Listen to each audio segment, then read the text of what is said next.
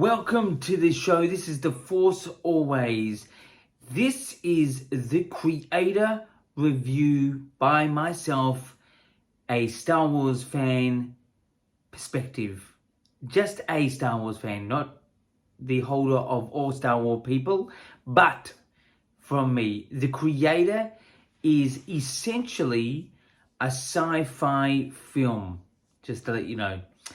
Under the radar this was up until a couple of days ago with myself, and it just took sudden interest, not because it was sci-fi, because the reactions, the type of reactions is actually appealing to myself.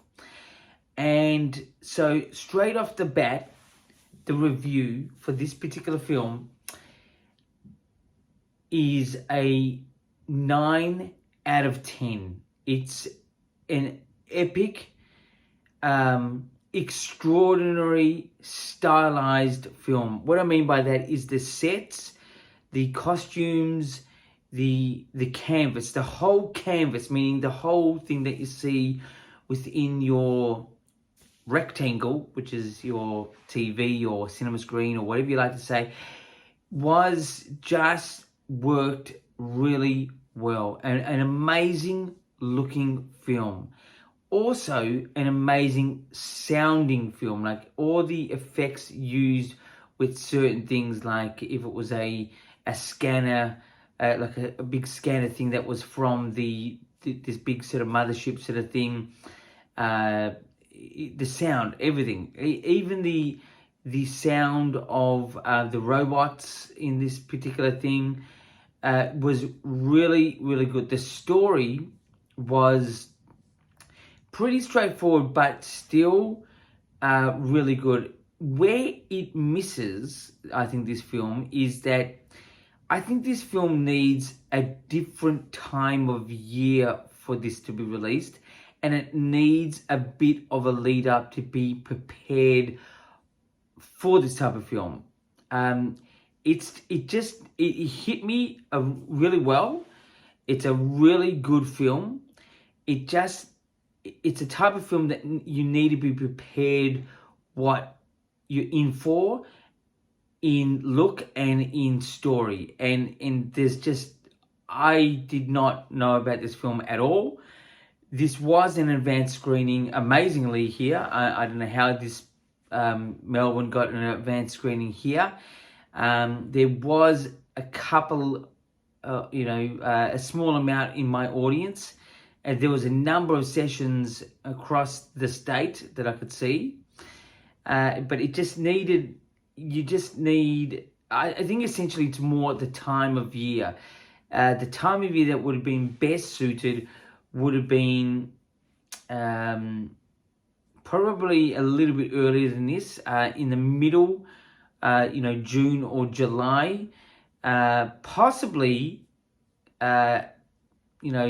around a December period, would have been good. I think the better time would be June or July, and definitely a lead up in its advertising campaign. It just really, it just lacked connection to the type of film it was. But anyway, that is, and also just another part of this film, which was amazing.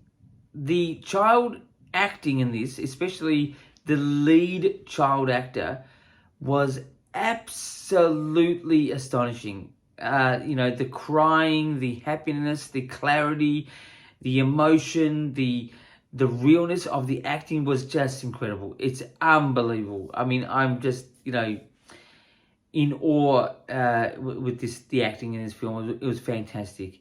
There was a lot of side, sort of momentary characters that were childlike and children, and they were good. They were just, they were very good, but they were only there for a moment.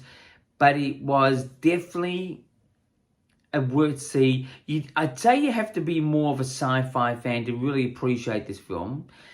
I'm a film person, or a movie person, better to say. I really do get into types of films. Sci-fi is a whole lot of fun, but I think you do need to be a bit more into sci-fi to really get and to appreciate this film. And that's it. So just everything about this film was well crafted. It just lacked the impact of the type of story. It did achieve it, but it was just, it just came out of left field, I think, a bit too much. And I don't think it's an absolute perfect film, but it's pretty close, I'll tell you that.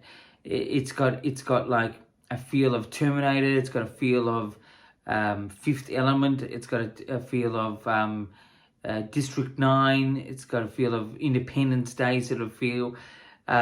Sort of all those ones mashed up together with its own originality. Some great actors in this film as well.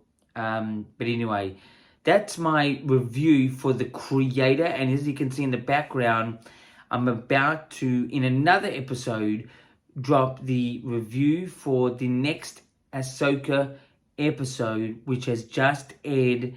And I'll be with you shortly in another episode of The Force Always, coming up very soon. So stick around, and until that point, in a small way this time, keep rocking.